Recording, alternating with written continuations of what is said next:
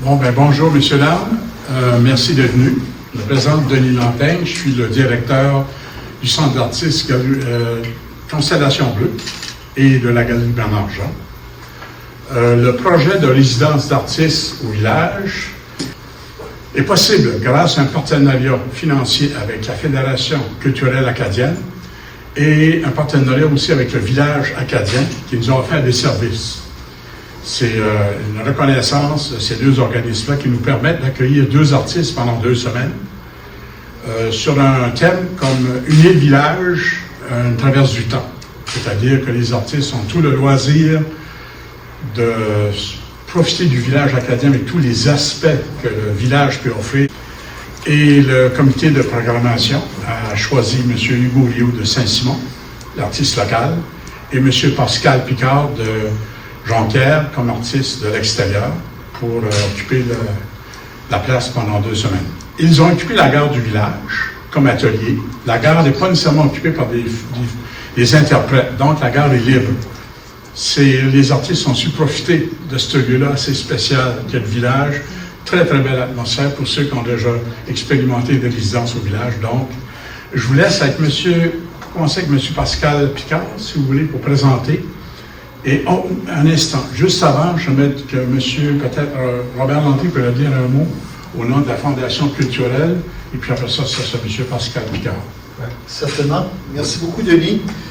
Donc, je suis gestionnaire de la Fondation culturelle acadienne qui a dégagé un fonds de 300 000 $ pour encourager la création artistique depuis les années 2020. En fait, depuis le début de la pandémie, on avait consacré des fonds au centre culturel pour renforcer les infrastructures. Et après ça, au début de la pandémie, on s'est aperçu qu'il était maintenant important d'investir dans le talent culturel.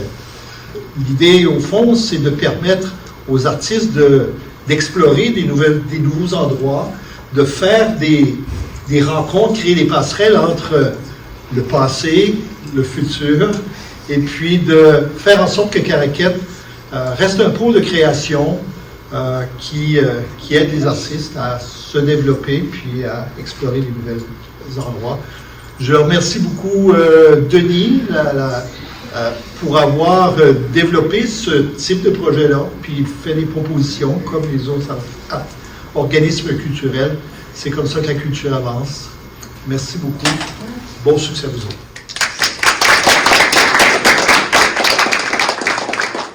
Bonjour à vous, mon nom est Pascal Picard, je suis de Jonquière, je suis artiste portraitiste. Donc je voudrais remercier Constellation Bleue, Denis, bien sûr, le village acadien qui m'ont accueilli de façon vraiment généreuse, Fondation culturelle acadienne, Michel Collin, qui est le héros de mon histoire, c'est l'imprimeur du 19e siècle que j'ai suivi pendant 2 semaines, un peu partout. Donc, je remercie aussi les interprètes qui ont été vraiment généreux de leur eux-mêmes, de me donner tout le temps qu'ils m'ont donné, de discuter avec moi, de se laisser prendre en photo ici. Les commerces de Caraquette, parce que moi, j'ai transporté mon personnage du passé, je l'ai emmené dans le futur pour voir comment il pouvait réagir, vu que c'était une traverse du temps. Ma famille, bien sûr, qui m'a accompagné, mon garçon et ma conjointe Sophie, et les touristes, parce que sans eux, on n'aurait pas eu autant de discours, de communication, d'échanges. Ce que j'ai fait dans ce projet-là, ce que je trouvais important, c'était de me rapprocher le plus possible des techniques du temps pour être capable de voir le potentiel que ça pouvait avoir avec les images que je prenais, chercher une relation au niveau de l'esthétique. Je suis tombé donc sur le cyanotype, qui était une technique qui était vraiment parfaite pour l'époque. Ça a été inventé à peu près vers 1840 et l'imprimerie, je pense que c'est les années 70. Michel? 67. Donc, c'est quand même dans la même époque. Donc, l'esthétisme visuel, le côté avec les photos que j'ai prises du temps passé, les deux ensemble créent une très belle cohésion. Donc, je faisais des acétates que je modifiais mes images sur ordinateur. J'ai pris beaucoup d'archives visuelles. Je mettais sous verre avec des feuilles enduits de 2 ferreux, un potassium et un ammoniac. Et les deux mélangés ensemble devenaient sensibles à la lumière. Donc, je le plaçais au soleil selon un certain temps, mettons 6 minutes.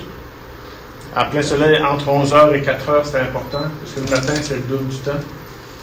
Et après ça, je vais le nettoyer dans l'eau, tout simplement. Puis pour renforcer les bleus, pour qu'ils changent vraiment de couleur et qu'ils prennent un beau bleu prusse, on rajoute un petit peu d'eau hydrogénée. Donc, les tests techniques, plus que j'ai fait pour tester avec la quantité d'enduit que je mettais sur le papier, je me suis rendu compte que ça fait aussi brûler la feuille s'il y en avait beaucoup. Et il continuait, le cyanotype, ce qui est fun, c'est qu'il continue à rester vivant après que l'étape est faite. Il peut encore bouger pendant 2-3 semaines. Et s'il se met à pâlir avec la lumière du soleil, j'ai juste à le mettre dans un tiroir à l'ombre pendant 1 mois, puis il va reprendre ses bleus. Donc le cyanotype demeure vivant. Est-ce que c'est tramé?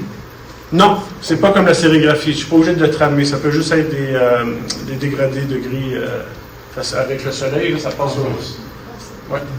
Ça, c'est mon travail à moi, puis je suis portraitiste. J'ai installé mon territoire et j'ai laissé mon personnage principal en blanc, ce qui va me permettre de venir le dépeindre après sur chacune des images pour faire ressortir une âme, en fait, une énergie spéciale que je veux faire. Donc, le personnage, le barman de la taverne fait partie aussi du territoire, donc c'est juste le personnage principal que je veux dépeindre.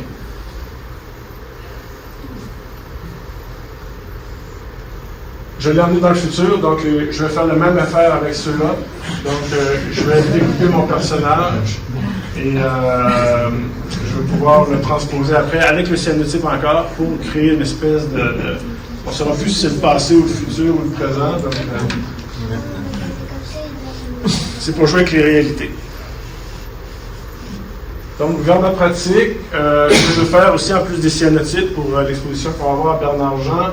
Ça, c'est mon esthétique, en fait. C'est que dès que je parle d'une œuvre ou d'un territoire, je vais modifier les couleurs pour être capable de m'approprier le territoire, justement, le rendre mien, si vous voulez. Et tous les personnages sont dépeints à la main, comme je vais faire sur l'autre, sur les cyanotypes. Donc, c'est une des images que je risque de faire, mais il manque encore quelque chose dans l'histoire que je raconte. Mais les couleurs sont plus flash que ça dans l'ordi, mais les couleurs vont un peu ressembler à ça. Là. Le but, c'est pas de faire ce que je vois, mais bien de m'approprier les choses.